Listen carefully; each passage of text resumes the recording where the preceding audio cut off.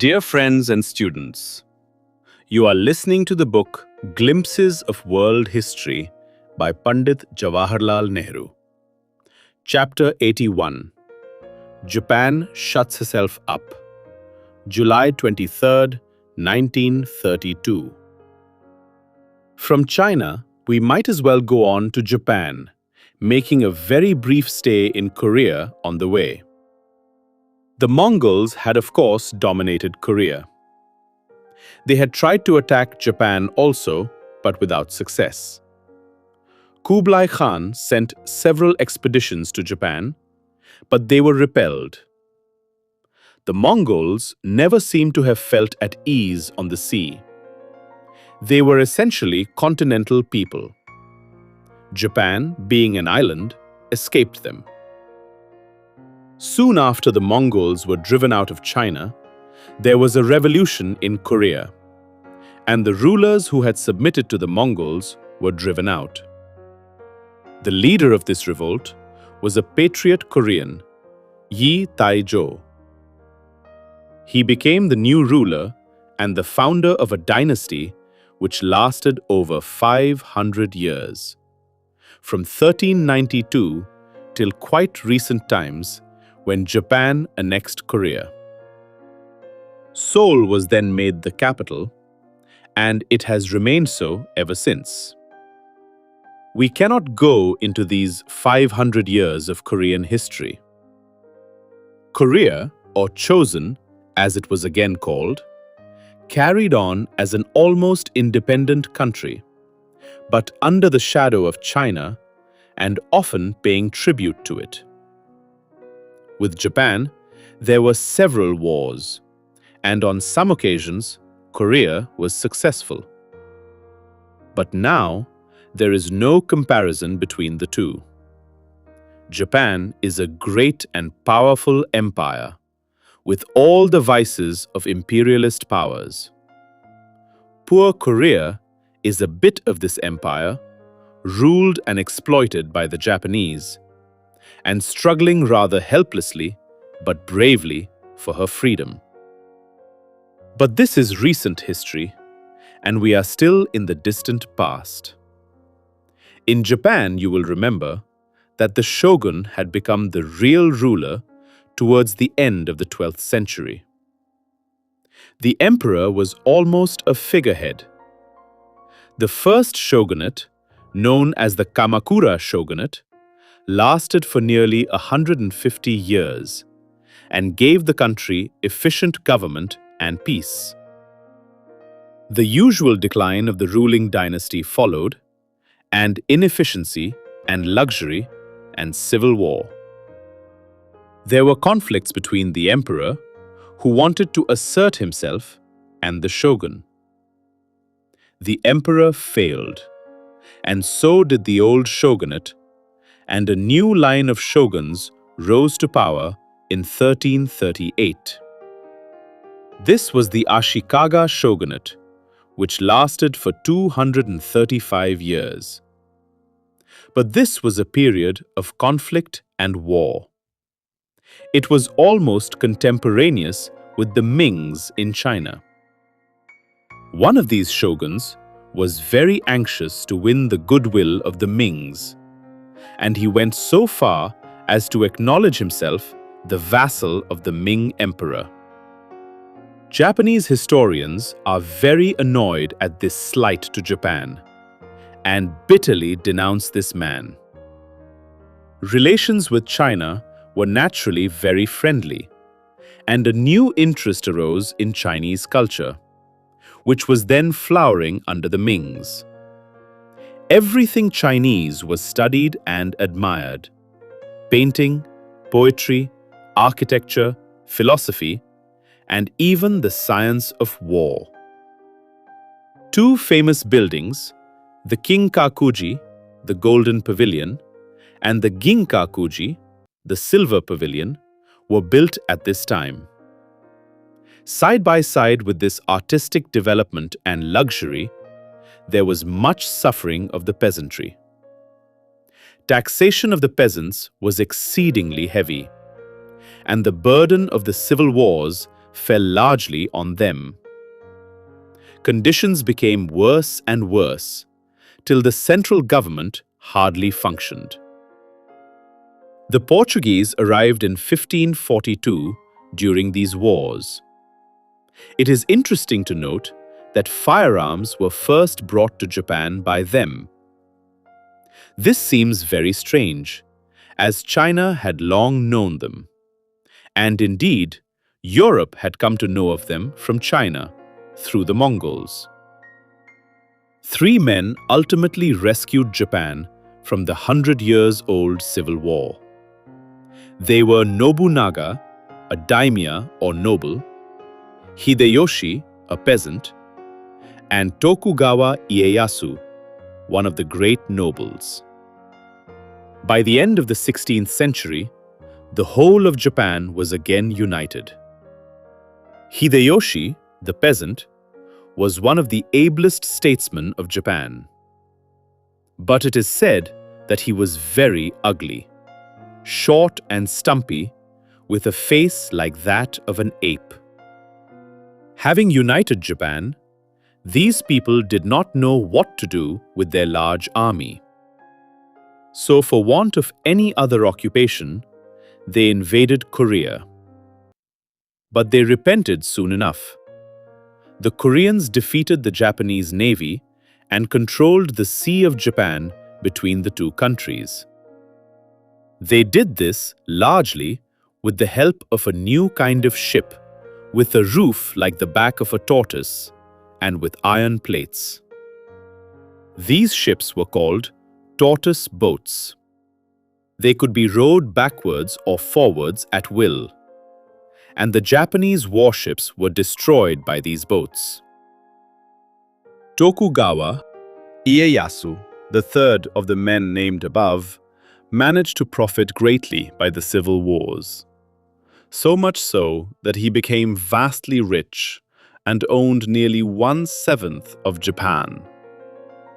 It was he who built the city of Yedo in the middle of his possessions. This later became Tokyo. Ieyasu became shogun in 1603, and thus began the third and last shogunate, the Tokugawa Shogunate, which lasted for over 250 years. Meanwhile, the Portuguese had been carrying on trade in a small way. They had no European rivals for quite 50 years, the Spanish coming in 1592, and the Dutch and English even later. Christianity seems to have been introduced by Saint Francis Xavier in 1549. Jesuits were allowed to preach and were even encouraged. This was for political reasons, as the Buddhist monasteries were supposed to be hotbeds of intrigue. For this reason, these monks were suppressed, and favor was shown to the Christian missionaries. But soon enough, the Japanese came to feel that these missionaries were dangerous, and immediately they changed their policy and tried to drive them out. As early as 1587, an anti-Christian decree was issued, ordering all missionaries to leave Japan within 20 days on pain of death. This was not aimed at merchants. It was stated that merchants could remain and trade, but if they brought a missionary on their ships, both the ship and the goods in it would be confiscated. This decree was passed for purely political reasons. Hideyoshi scented danger. He felt that the missionaries and their converts might become politically dangerous. And he was not much mistaken. Soon after this, an incident occurred which convinced Hideyoshi that his fears were justified and enraged him. The Manila galleon, which, you may remember, used to go once a year between the Philippines and Spanish America, was driven by a typhoon onto the Japanese coast. The Spanish captain tried to frighten the local Japanese by showing them a map of the world, and especially pointing out the vast possessions of the Spanish king. The captain was asked how Spain had managed to get this huge empire. "Nothing so simple," he replied. "The missionaries went first, and when there were many converts, soldiers were sent to combine with the converts and overthrow the government." When a report of this reached Hideyoshi, he was not overpleased and became still more bitter against the missionaries. He allowed the Manila galleon to go, but he had some of the missionaries and their converts put to death. When Ieyasu became shogun, he was more friendly to foreigners. He was especially interested in developing foreign trade, particularly with his own port, Yedo. But after Ieyasu's death, the persecution of Christians began again. Missionaries were forcibly driven out, and Japanese converts were made to give up Christianity. Even the commercial policy changed. So afraid were the Japanese of the political designs of the foreigners. At any cost, they wanted to keep the foreigner out. One can understand this reaction of the Japanese. What surprises one is that they should have been penetrating enough to spot the wolf of imperialism in the sheep's clothing of religion, even though they had had little intercourse with Europeans. In later years, and in other countries, we know well how religion has been exploited by the European powers for their own aggrandizement. And now began a unique thing in history. This was the closing up of Japan. Deliberately, the policy of isolation and exclusion was adopted, and, once adopted, it was pursued with amazing thoroughness. The English, not finding themselves welcome, gave up going to Japan in 1623. The next year, the Spaniards, who were feared most of all, were deported. It was laid down that only non-Christians could go abroad for trade, and even they could not go to the Philippines. Finally, a dozen years later, in 1636, Japan was sealed up. The Portuguese were expelled. All Japanese, Christians or non-Christians, were forbidden to go abroad for any reason whatsoever, and no Japanese living abroad could return to Japan, on pain of death. Only some Dutch people remained, but they were absolutely forbidden to leave the ports and go into the interior of the country. In 1641, even these Dutch people were removed to a little island in Nagasaki harbor and were kept almost like prisoners there. Thus, just 99 years after the first Portuguese came, Japan cut off all foreign intercourse and shut herself up. A Portuguese ship came in 1640 with an embassy asking for the restoration of trade. But there was nothing doing. The Japanese killed the envoys and most of the crew, and left some of the crew alive to go back and report. For over 200 years, Japan was almost completely cut off from the world, even from its neighbors, China and Korea. The few Dutchmen on the island, and an occasional Chinaman under strict supervision, were the only links with the outer world. This cutting off is a most extraordinary thing. At no period in recorded history, and in no country, is there another example of this. Even mysterious Tibet or Central Africa communicated often enough with their neighbors. It is a dangerous thing to isolate oneself. Dangerous both for an individual and for a nation.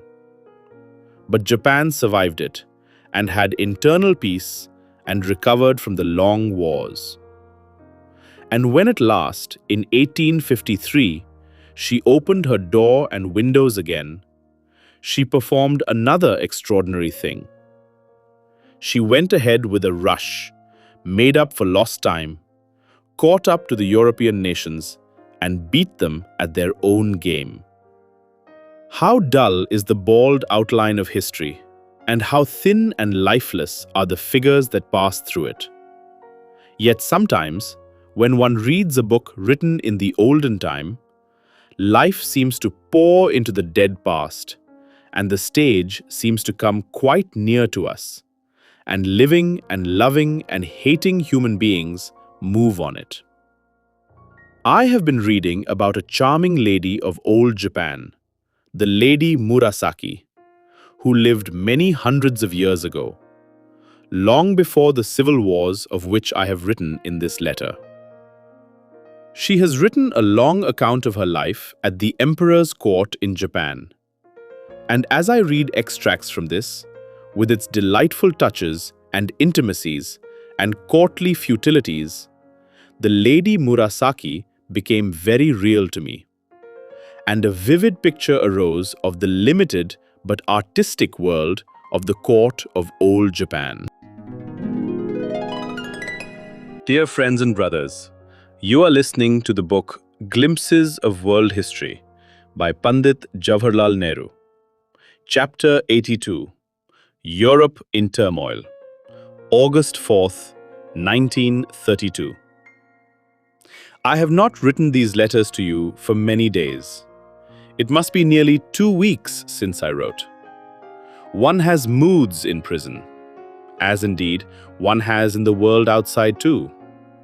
And lately, I have felt little inclined to write these letters, which no one sees but myself. They are pinned together and put away to await the time, months or years hence, when perhaps you may see them. Months or years hence, when we meet again and have a good look at each other, I am sure to be surprised at how you have grown and changed. We shall have plenty to talk of and to do then, and you will pay little attention to these letters. There will be quite a mountain of them by that time, and how many hundreds of hours of my prison life will be locked up in them. But still, I shall carry on with these letters and add to the pile of those already written. Perhaps they may interest you, and certainly they interest me. We have been in Asia for some little time now, and we have followed her story in India, in Malaysia, and in China and Japan. We left Europe rather suddenly, just when it was waking up and beginning to get interesting. There was a renaissance, a rebirth. Or perhaps it would be more correct to say that there was a new birth, because the Europe which we find developing in the 16th century was no copy of any older period. It was a new thing, or at least an old thing with an entirely new covering on it. Everywhere in Europe there is turmoil and restlessness, and a bursting out of an enclosed place. For many hundreds of years, a social and economic structure modeled on feudal lines had covered Europe and held it in its grip.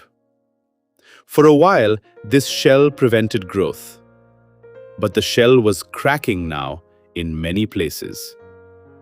Columbus and Vasco da Gama and the early discoverers of the sea routes broke through the shell, and the sudden and astounding wealth of Spain and Portugal from the Americas and the East dazzled Europe and hastened the change. Europe began to look beyond its narrow waters and to think in terms of the world. Great possibilities of world trade and dominion opened out.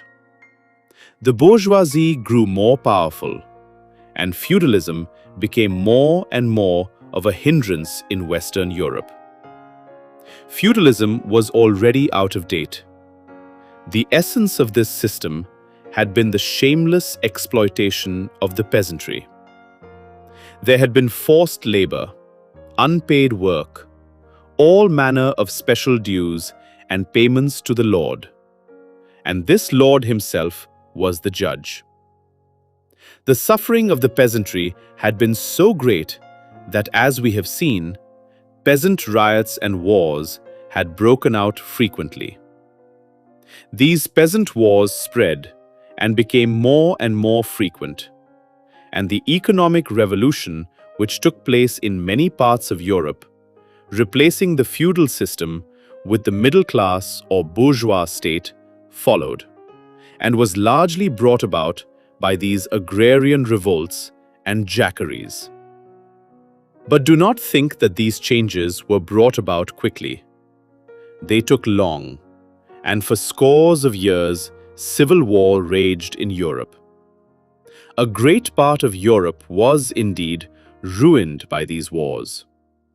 They were not only peasant wars, but, as we shall see, religious wars between Protestant and Catholic, national wars of freedom, as in the Netherlands, and the revolt of the bourgeoisie against the absolute power of the king. All this sounds very confusing, does it not? Well, it is confusing and complicated. But if we look at the big events and movements, we shall be able to make something out of it. The first thing to remember is that there was great distress and suffering among the peasantry, which resulted in the peasant wars. The second thing which we must note is the rise of the bourgeoisie and the growth of the productive forces. More labor was applied in producing things, and there was more trade. The third thing to note is the fact that the church was the greatest of the landowners. It was a tremendous vested interest, and was thus, of course, very much interested in the feudal system continuing. It wanted no economic change which might deprive it of a great deal of its wealth and property. Thus, when the religious revolt from Rome took place, it fitted in with the economic revolution. This great economic revolution was accompanied by, or followed by, changes in all directions: social, religious, political.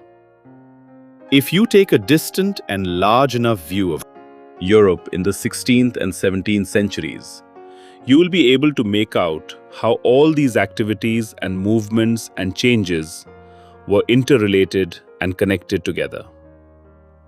Usually, three great movements of this period are emphasized: Renaissance, Reformation, and Revolution. But behind all these, remember, was the economic distress and turmoil leading to the economic revolution, which was by far the most important of all the changes. The Renaissance was the rebirth of learning, the growth of art and science and literature, and the languages of European countries. The Reformation was a revolt against the Roman Church. It was a popular revolt against the corruption of the Church. It was also a revolt of the princes of Europe against the claims of the Pope to lord it over them. And thirdly, it was an attempt to reform the Church from within. Revolution was the political struggle of the bourgeoisie to control the kings and limit their power. Behind all these movements lay another factor: printing. You will remember that the Arabs learnt papermaking from the Chinese, and Europe learnt it from the Arabs. Still, it took a long time before paper was cheap and abundant. Towards the end of the 15th century, books began to be printed in various parts of Europe: in Holland, Italy, England, Hungary, and so on. Try to think of what the world was like before paper and printing became common. We are so used to books and paper and printing now that a world without them is most difficult to imagine. Without printed books, it is almost impossible to teach many people, even reading and writing. Books have to be copied out laboriously by hand and can reach only a small number of people. Teaching has to be largely oral, and students have to learn everything by heart. You see that even now in some primitive maktabs and pathshalas. With the coming of paper and printing, an enormous change takes place. Printed books appear, school books and others. Very soon, there are many people who can read and write. The more people read, the more they think. But this applies to the reading of thoughtful books, not to much of the trash that appears today. And the more one thinks, the more one begins to examine existing conditions and to criticize them. And this often leads to a challenge of the existing order. Ignorance is always afraid of change. It fears the unknown and sticks to its rut, however miserable it may be there. In its blindness, it stumbles on anyhow. But with proper reading comes a measure of knowledge, and the eyes are partly opened. It was this opening of the eyes by means of paper and printing that helped tremendously all these great movements of which we have been speaking. Among the earliest books to be printed were Bibles, and many persons who had only heard the Latin text of the Bible till then and had not understood it were now able to read the book in their own language. This reading often made them very critical and somewhat independent of the priests. School books also appeared in large numbers. From this time onwards, we find that the languages of Europe developed rapidly. Till now, Latin had overshadowed them. The history of Europe is full of the names of great men during this period. We shall come across some of them later. Always, when a country or continent breaks through the shell which has prevented growth, it shoots ahead in many directions. We find this in Europe, and the story of Europe at this period is most interesting and instructive because of the economic and other great changes that take place. Compare it to the history of India or even of China during the same period. As I have told you, both these countries were ahead of Europe in many ways at the time. And yet there is a passivity about their history as compared with the dynamic nature of European history of this period. There are great rulers and great men in India and China, and a high degree of culture. But especially so in India, the masses seem to be spiritless and passive. They put up with changes of rulers without any great objection. They seem to have been broken in and have become too much used to obedience to challenge authority. Thus their history, though interesting occasionally, is more a record of events and rulers than of popular movements. I am not sure how far this is true of China, but of India it certainly has been true for many hundreds of years. And all the ills that have come to India during this period have been due to this unhappy condition of our people. Another tendency to be noticed in India is the desire to look back and not forward, to the heights we once occupied and not to the heights we hope to occupy. And so our people sighed for the past, and instead of getting a move on, obeyed anyone who chose to order them about. Ultimately, empires rest not so much on their strength as on the servility of the people over whom they dominate. Dear friends and students, you are listening to the book Glimpses of World History by Pandit Jawaharlal Nehru. Chapter 83, The Renaissance, August 5th, 1932. Out of the turmoil and travail that was spreading all over Europe rose the fine flower of the Renaissance. It grew in the soil of Italy first, but it looked across the centuries to old Greece for inspiration and nourishment. From Greece, it took its love of beauty and added to the beauty of bodily form something that was deeper, that came from the mind and was of the spirit. It was an urban growth, and the cities of northern Italy gave shelter to it. In particular, Florence was the home of the early Renaissance.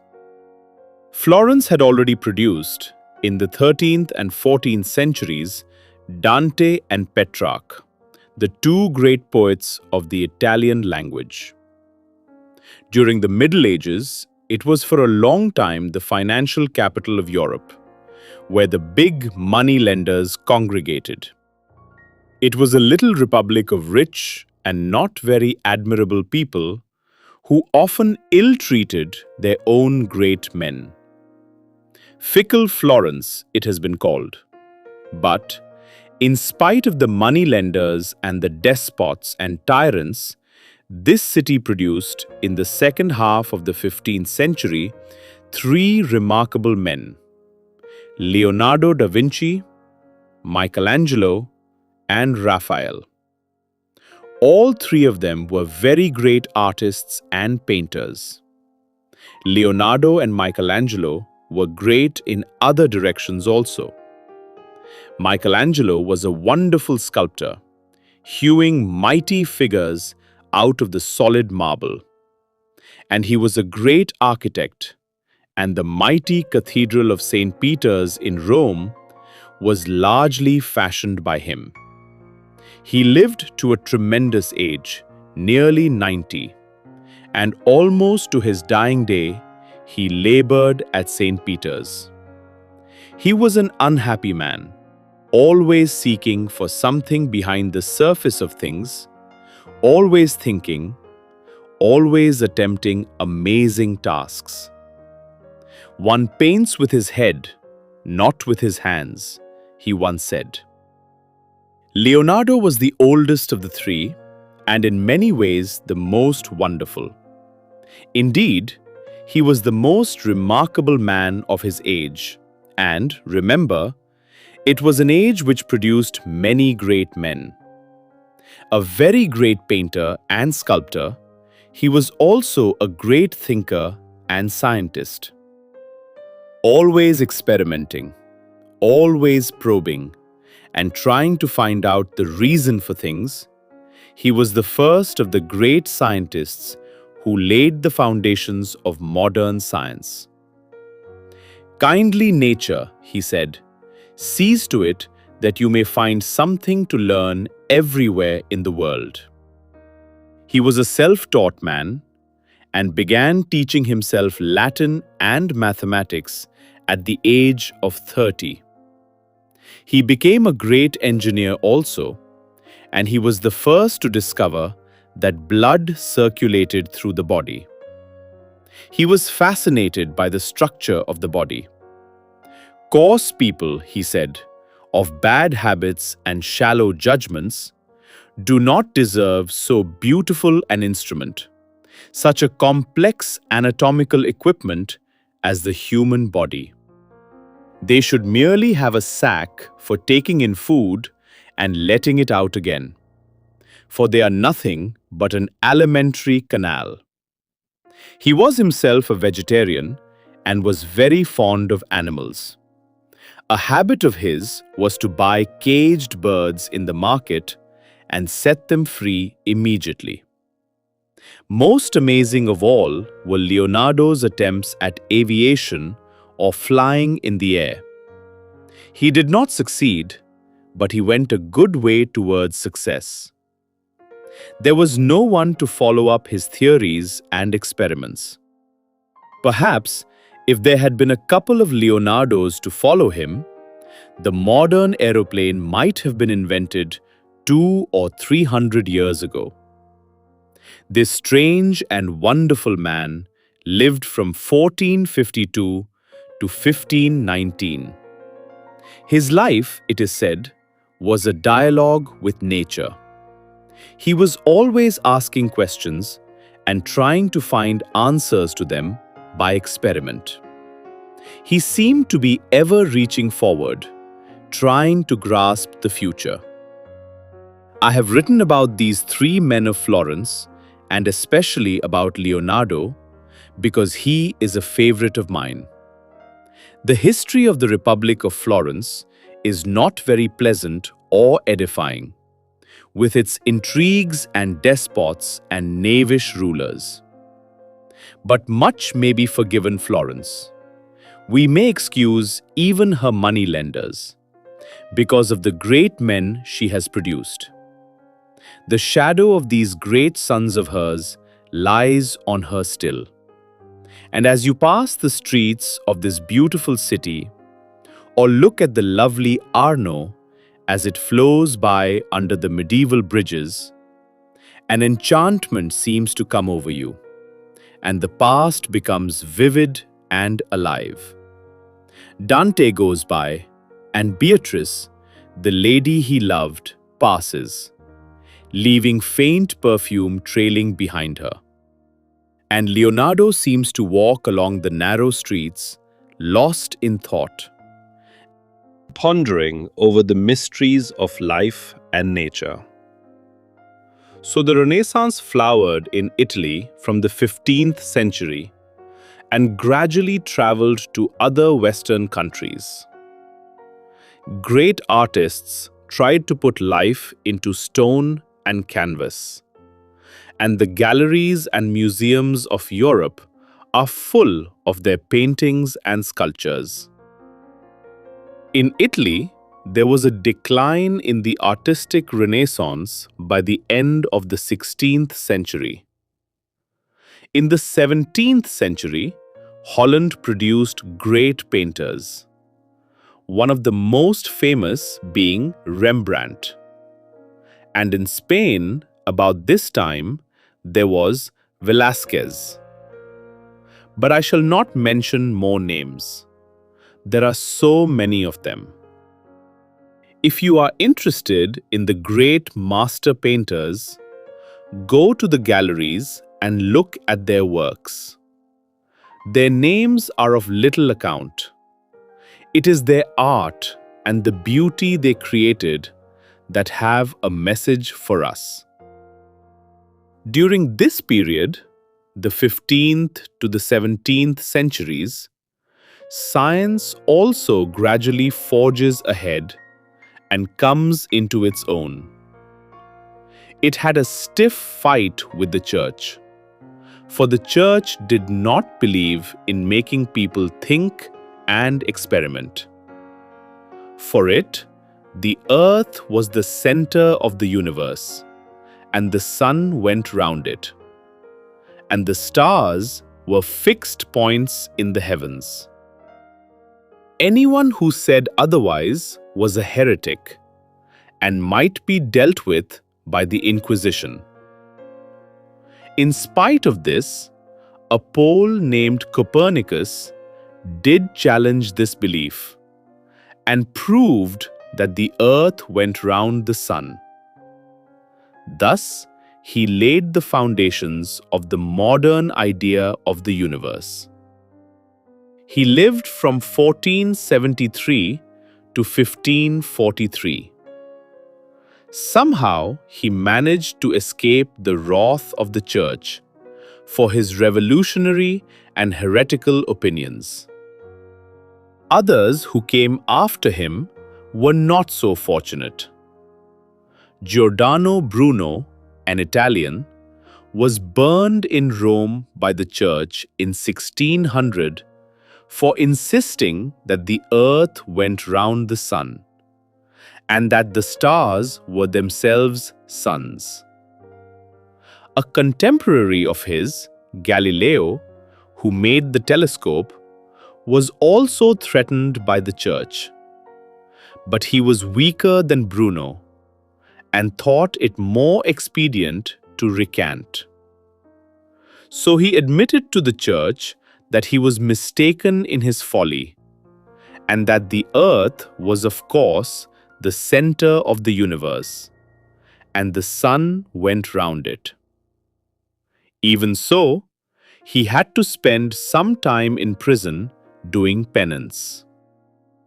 Among the prominent men of science in the 16th century was Harvey, who finally proved the circulation of the blood. In the 17th century comes one of the greatest names in science, Isaac Newton. who was a great mathematician. He discovered what is called the law of gravitation, of how things fall, and thus wrested another of nature's secrets. So much, or rather, so little for science. Literature also forged ahead during this period. The new spirit that was abroad affected the young European languages powerfully. These languages had existed for some time, and we have seen that Italy had already produced great poets. In England, there had been Chaucer. But Latin, the speech and language of the learned and of the church all over Europe, overshadowed them all. They were the vulgar tongues, the vernaculars, as many people very curiously call the Indian languages still. It was almost undignified to write in them. But the new spirit, and paper and printing, pushed these languages ahead. Italian was the first in the field.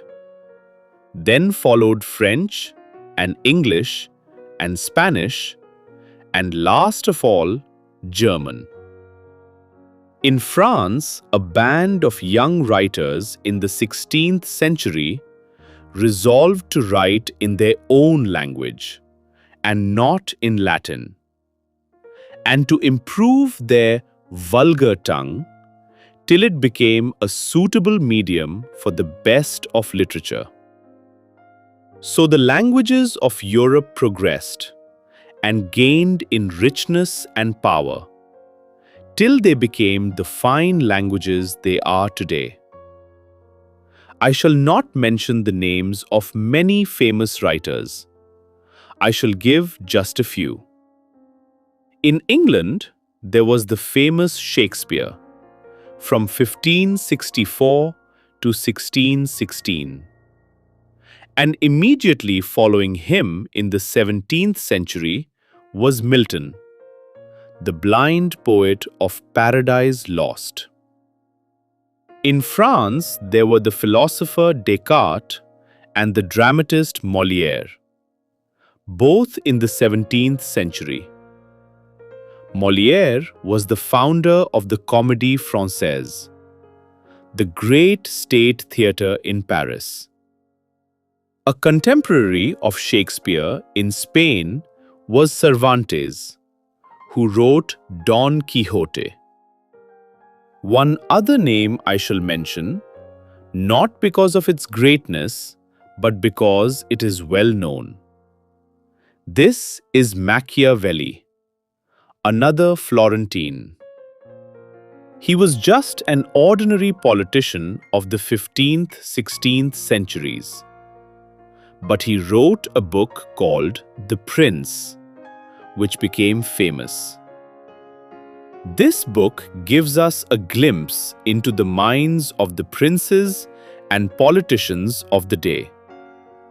Machiavelli tells us that religion is necessary for a government.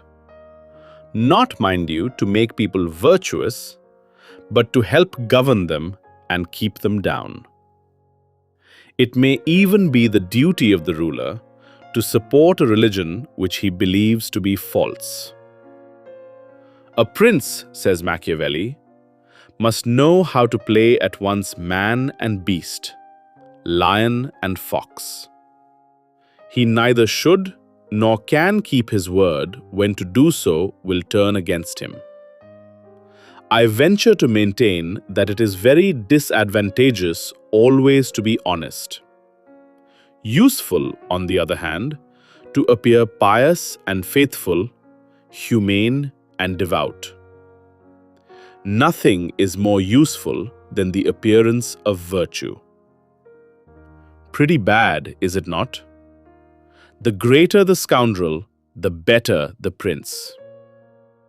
If this was the state of an average prince's mind in those days in Europe, it is not surprising that there was continuous trouble there.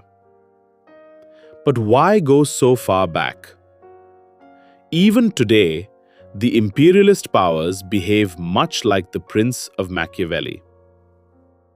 Beneath the appearance of virtue, there is greed and cruelty and unscrupulousness.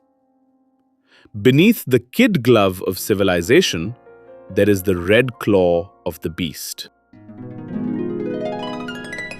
Dear friends and students, you are listening to the book Glimpses of World History by Pandit Jawaharlal Nehru.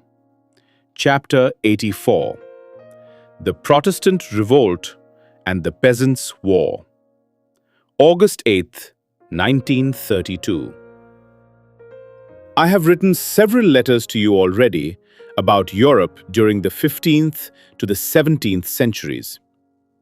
I have told you something about the passing of the Middle Ages, the great distress of the peasantry, the rise of the bourgeoisie, the discovery of America and the sea routes to the east, and the progress of art, science, and the languages of Europe. But much still remains to be told about this period to complete the outlines of the picture.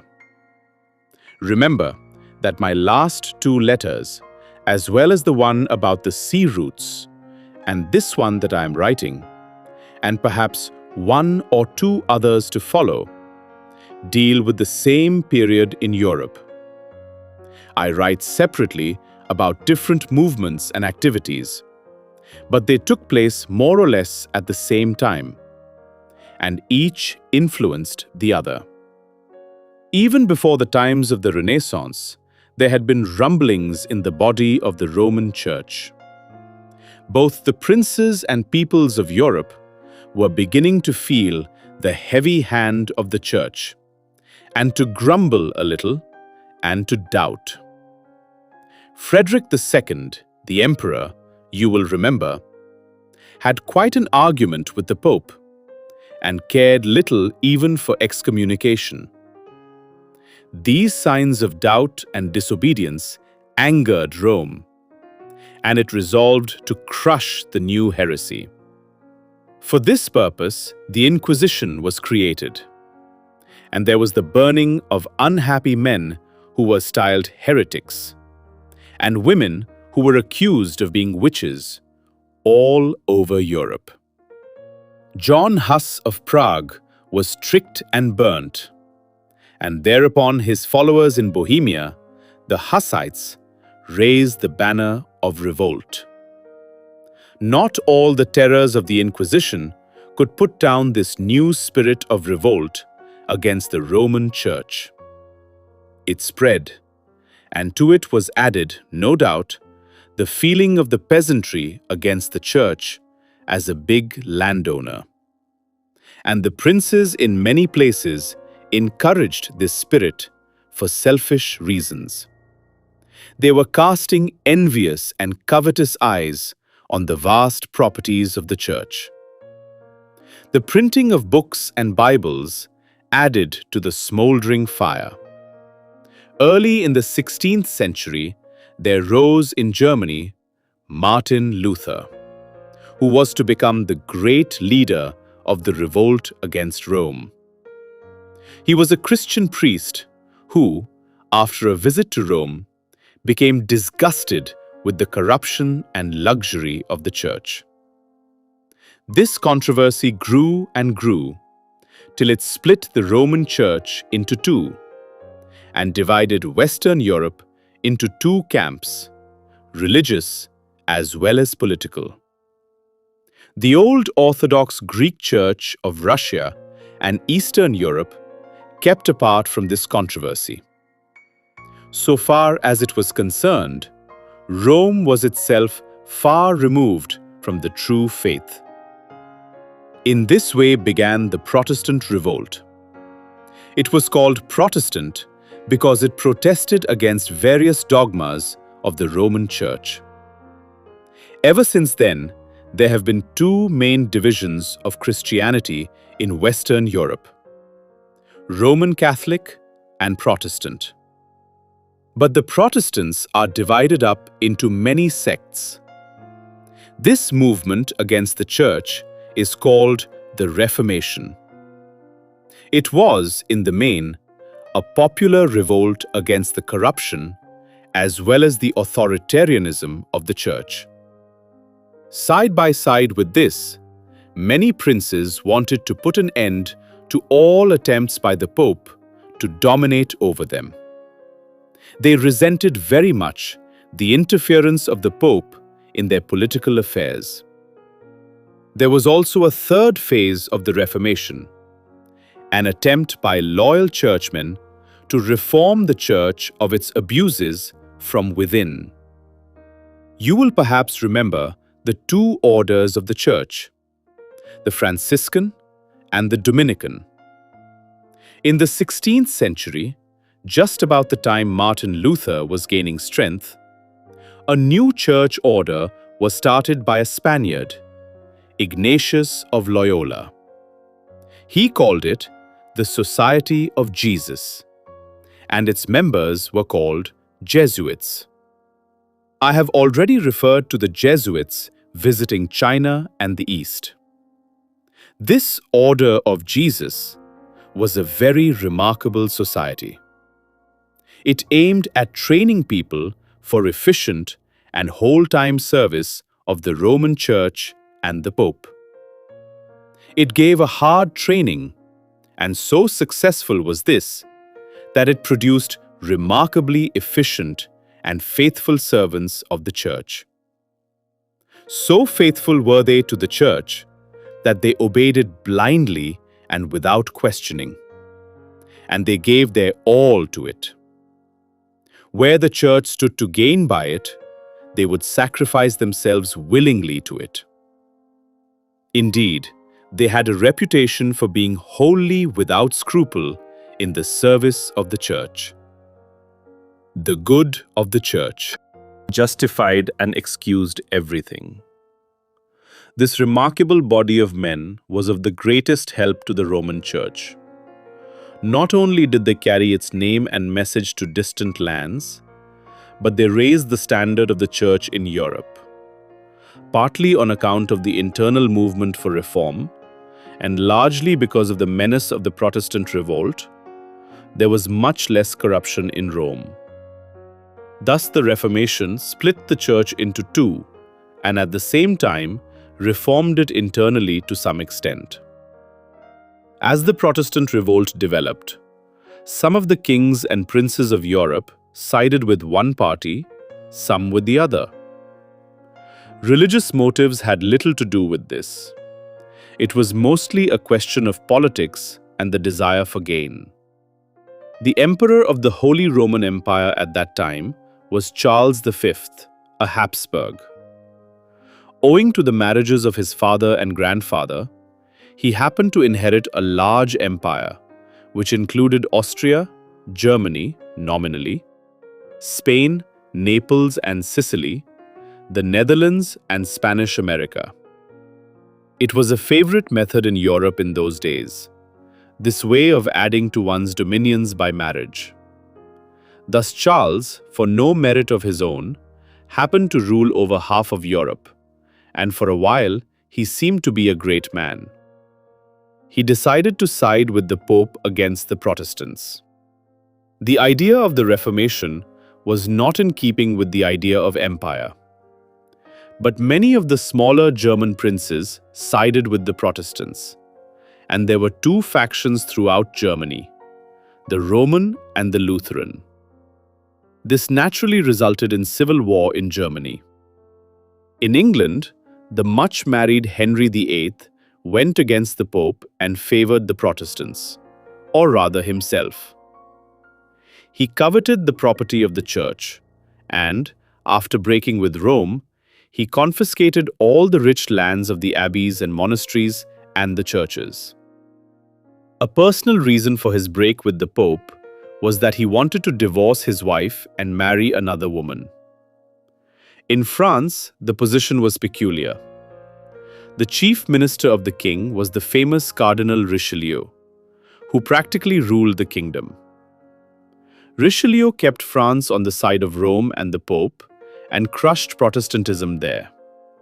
But, such are the intrigues of politics, he encouraged Protestantism in Germany so that there might be civil war there and Germany might become weak and disunited. The antagonism of France and Germany to each other runs like a thread through the history of Europe. Luther was the great Protestant, and he opposed the authority of Rome. But do not imagine that he was tolerant in religion. He was as intolerant as the Pope he was fighting. So the Reformation did not bring religious liberty to Europe. It bred a new type of fanatic, the Puritan and the Calvinist. Calvin was one of the later leaders of the Protestant movement. He was a good organizer, and for a while he controlled the city of Geneva. Do you remember the great monument to the Reformation in the park at Geneva? The huge expanse of wall with statues of Calvin and others? Calvin was so intolerant that he burnt many persons because they simply did not agree with him and were free thinkers. Luther and the Protestants were helped greatly by the mass of the people, because there was a strong feeling against the Roman Church. As I have told you, the peasantry were very miserable and there were frequent riots. These riots developed into a regular peasants' war in Germany. The poor peasants rose against the evil system which crushed them and demanded the most ordinary and reasonable rights, that serfdom should cease and the right to fish and hunt. But even these were denied them, and the princes of Germany tried to crush them with every species of barbarity. And Luther, the great reformer, what was his attitude? Did he side with the poor peasants and support their just demands? Not he. On the peasants' demand that serfdom should end, Luther said, "This article would make all men equal, and so change the spiritual kingdom of Christ into an external worldly one. Impossible. An earthly kingdom cannot exist without inequality of persons. Some must be free, others serfs. Some rulers, others subjects." He curses the peasants and calls for their destruction. Therefore, let all who are able hew them down, slaughter and stab them, openly or in secret. And remember that there is nothing more poisonous, noxious, and utterly diabolical than a rebel. You must kill him as you would a mad dog. If you do not fall upon him, he will fall upon you and the whole land. Pretty language this, especially coming from a religious leader and a reformer. So one sees that all the talk of freedom and liberty was meant for the upper classes only, not for the masses. The masses had lived, almost in every age, a life not far removed from that of the animals. They must continue to do so, according to Luther, because that was laid down by heaven. The Protestant revolt against Rome had been largely caused by the great economic distress of the people. It had fitted in with it and had utilized it. But when it was feared that the serfs might go too far and gain their freedom from serfdom, this was little enough to ask, the Protestant leaders joined the princes in crushing them.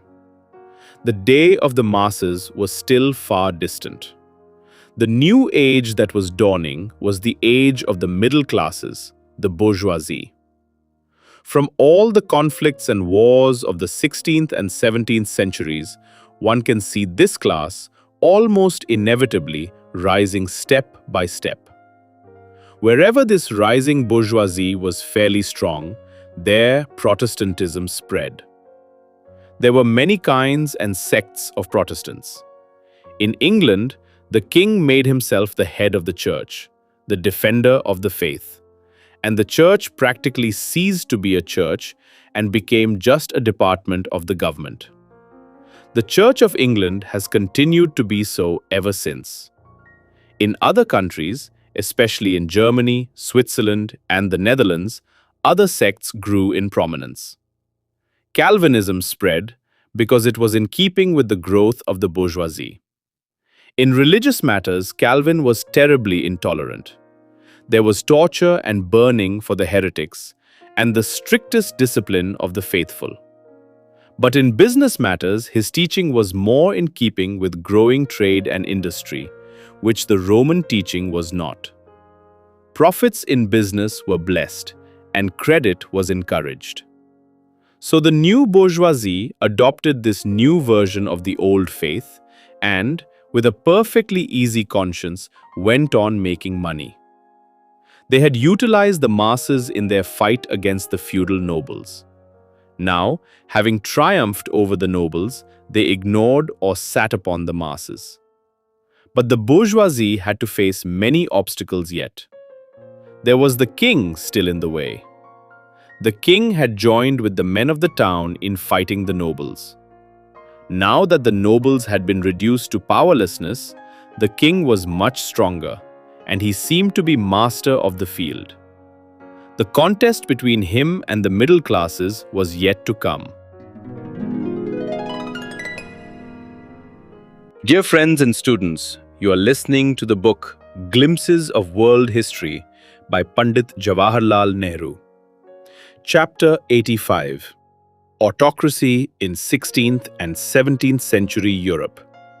August 26, 1932. I have again been very negligent. It is long since I wrote these letters. There is none to question me or keep me up to the mark. And so, I slacken occasionally and busy myself with other things. If we were together, it would be different, would it not?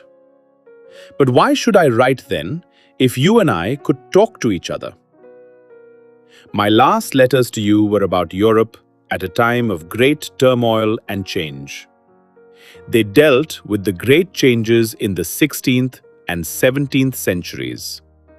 The changes that came with or followed the economic revolution, which put an end to the Middle Ages and raised up the bourgeoisie.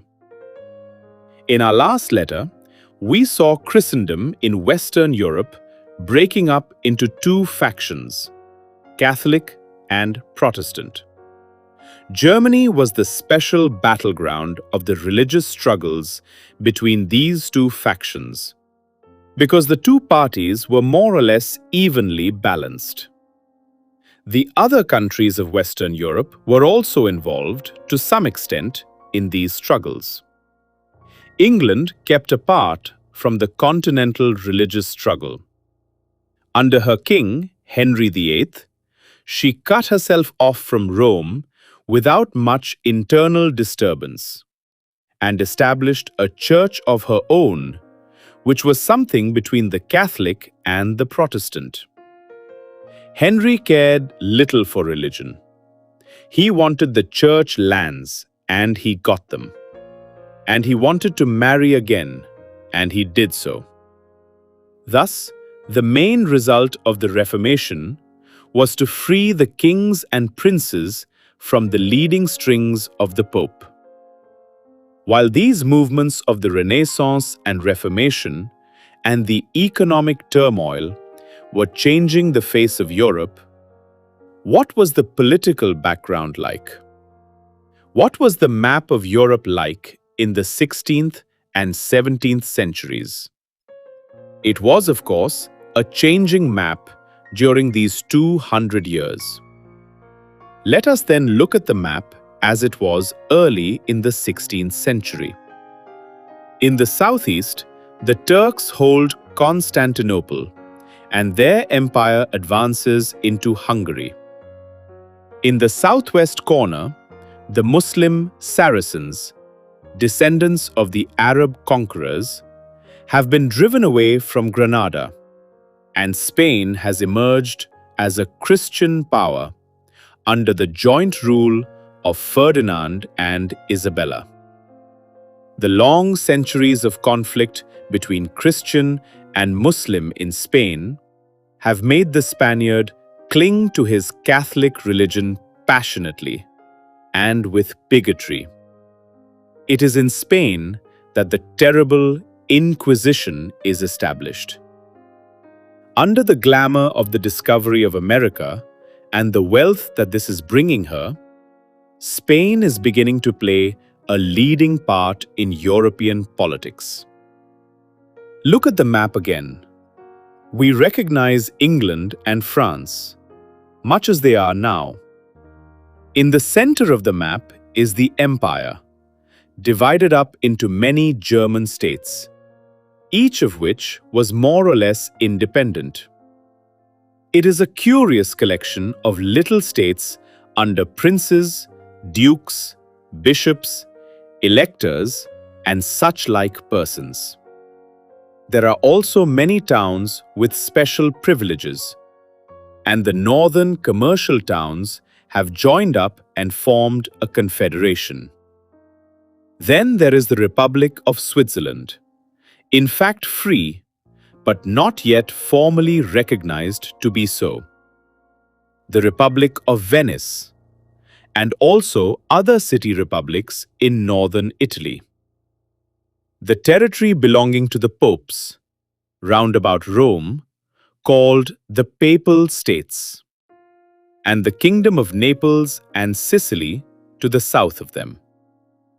To the east, there is Poland, between the Empire and Russia, and the Kingdom of Hungary, with the Ottoman Turks casting their shadow on it. Farther to the east is Russia, newly developing into a strong state after it had got rid of the Mongols of the Golden Horde. And to the north and west, there are some other countries. Such was Europe early in the 16th century.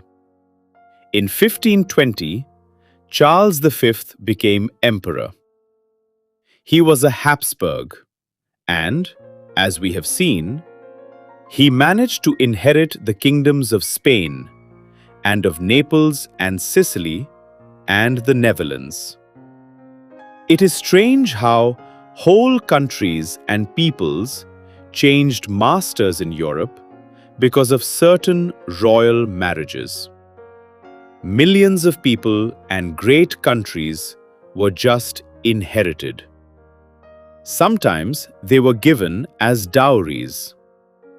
The island of Bombay thus came to an English king, Charles II, as the dowry of his wife, Catherine of Braganza, of Portugal. By careful marriage, therefore, the Habsburgs gathered together an empire, and Charles V became head of this. He was a very ordinary man, chiefly noted for eating enormously. But for the moment, his great dominions made him seem a colossus in Europe. In the same year that Charles became emperor, Suleiman became head of the Ottoman Empire. During his reign, this empire spread in all directions, and especially in Eastern Europe. The Turks came right up to the gates of Vienna, but just missed capturing this beautiful old city. But they terrified the Habsburg emperor, and he thought it expedient to buy off Suleiman by paying him tribute. Imagine the great emperor of the Holy Roman Empire paying tribute to the Sultan of Turkey. Suleiman is known as Suleiman the Magnificent. He took the title of emperor himself, as he considered himself the representative of the Eastern Byzantine Caesars. There was a great deal of building activity in Constantinople at the time of Suleiman, and many beautiful mosques were made. The artistic renaissance in Italy seems to have had its counterpart in the East also.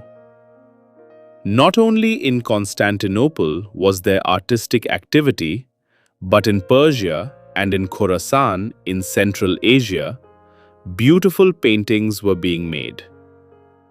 In India, we have seen Babur, the Mughal, come down from the northwest and establish a new dynasty. This was in 1526, when Charles V was emperor in Europe and Suleiman was ruling in Constantinople. We shall have a great deal to say of Babur and his brilliant descendants. It is interesting to note here, however, that Babur was himself a Renaissance-type prince, though a better one than the European type of the period. He was an adventurer, but a gallant knight, with a passion for literature and art.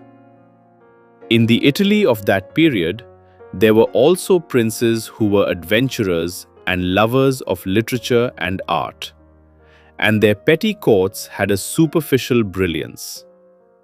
The Medici family of Florence and the Borgias were famous then. But these Italian princes, and most others in Europe at the time, were true followers of Machiavelli, unscrupulous, intriguing, and despotic, using the poison cup and the dagger of the assassin for their opponents. It is hardly fair to compare the knightly Babur with this crowd, just as it would be out of place to compare their petty courts with the court of the Mughal emperors at Delhi or Agra, Akbar and Shah Jahan and others. It is said that these Mughal courts were magnificent and were perhaps the richest and most splendid that have ever existed. We have drifted, almost unawares, from Europe to India. But I wanted you to realize what was happening in India and elsewhere during the days of the European Renaissance. There was artistic activity then in Turkey and Persia and Central Asia and India. In China, these were the peaceful and prosperous days of the Mings, when a high level of artistic production was reached. But all this art of the Renaissance period, except perhaps in China, was more or less courtly art. It was not an art of the people.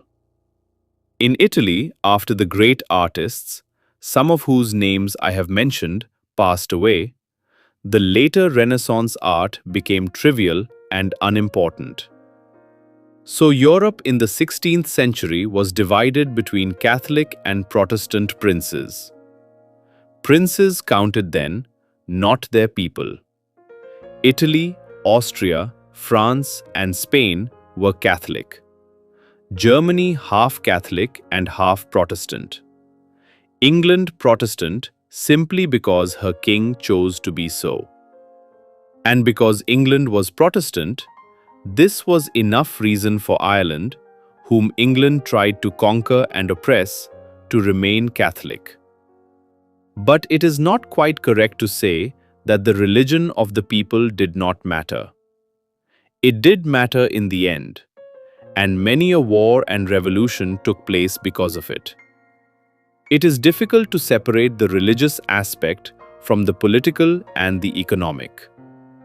I think I have told you already that the Protestant revolt against Rome took place especially where the new trading class was becoming strong. We can thus see that there was a connection between religion and trade. Again, many of the princes were afraid of the religious reformation because they thought that under cover of it, there might be civil revolution and their authority might be overthrown. If a man was prepared to challenge the religious authority of the Pope, why, then he might also challenge the political authority of the king or prince. This was dangerous doctrine for the kings. They still clung to the divine right of their kind to rule.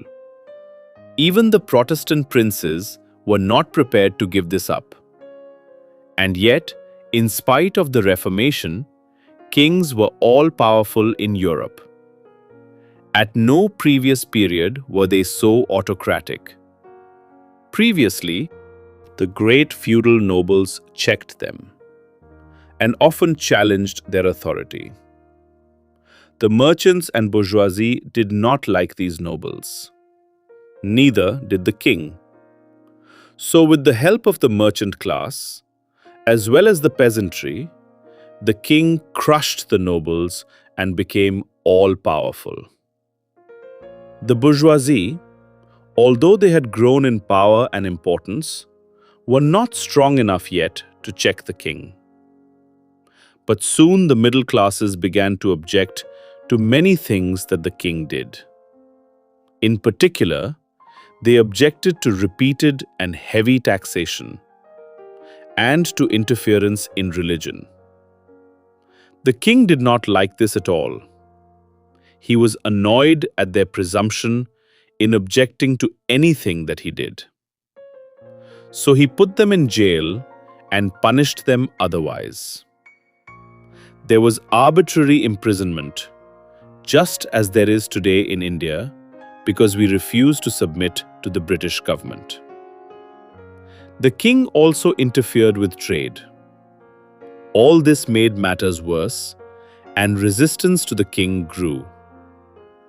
This fight of the bourgeoisie for power against the autocracy of the kings lasted many hundred years, till recent times, and many a king's head had to fall before the idea of the divine right of kings was finally buried, and kings were put in their proper places. In some countries, the victory was won early, in others, later. We shall follow the fortunes of the fight in subsequent letters. But in the 16th century, the king was boss almost everywhere in Europe.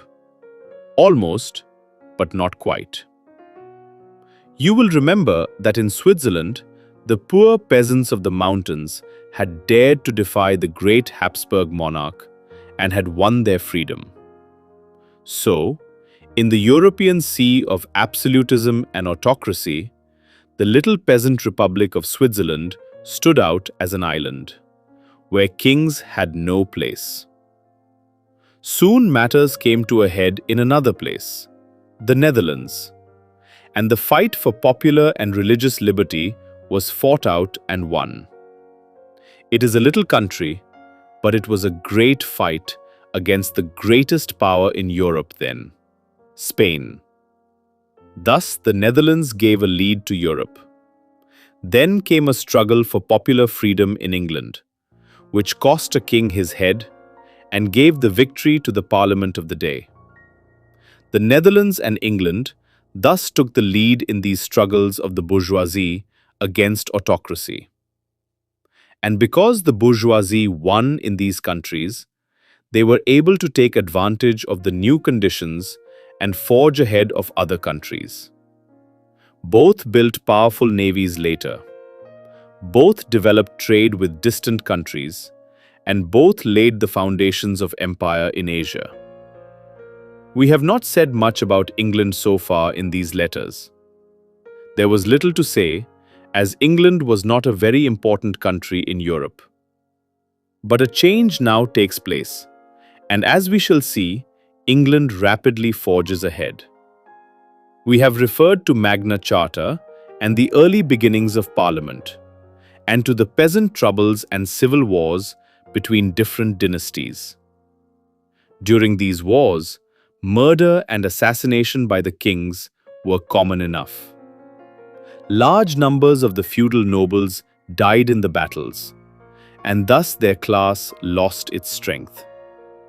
A new dynasty, the Tudors, came to the throne, and they played the autocrat well enough. Henry VIII was a Tudor. So was his daughter Elizabeth. After the Emperor Charles V, the empire split up. Spain and the Netherlands went to his son Philip II. Spain at the time towered over Europe as the most powerful monarchy. You will remember that it possessed Peru and Mexico, and gold poured from the Americas. But, in spite of Columbus and Cortez and Pizarro, Spain could not take advantage of the new conditions. It was not interested in trade. All that it cared for was religion of the most bigoted and cruel kind. All over the country, the Inquisition flourished, and the most horrible tortures were inflicted on so-called heretics. From time to time, great public festivals were arranged, when batches of these heretics, men and women, were burned alive on huge pyres in the presence of the king and royal family and ambassadors and thousands of people. Autos da fe, acts of faith, these public burnings were called. Terrible and monstrous all this seems. The whole history of Europe of this period is so full of violence and horrible and barbarous cruelty and religious bigotry as to be almost unbelievable. The Empire of Spain did not last long. The gallant fight of Little Holland shook it up thoroughly. A little later, in 1588, an attempt to conquer England failed miserably, and the invincible Armada, which carried the Spanish troops, never even reached England. It was wrecked on the high seas. This is not surprising, as the man in command of the Armada knew nothing about ships or the sea. Indeed, he went to King Philip II and humbly requested His Majesty to relieve him from the post, for, he said, he knew nothing of sea strategy and, moreover, was a bad sailor. But the king answered that the fleet would be led by the Lord himself.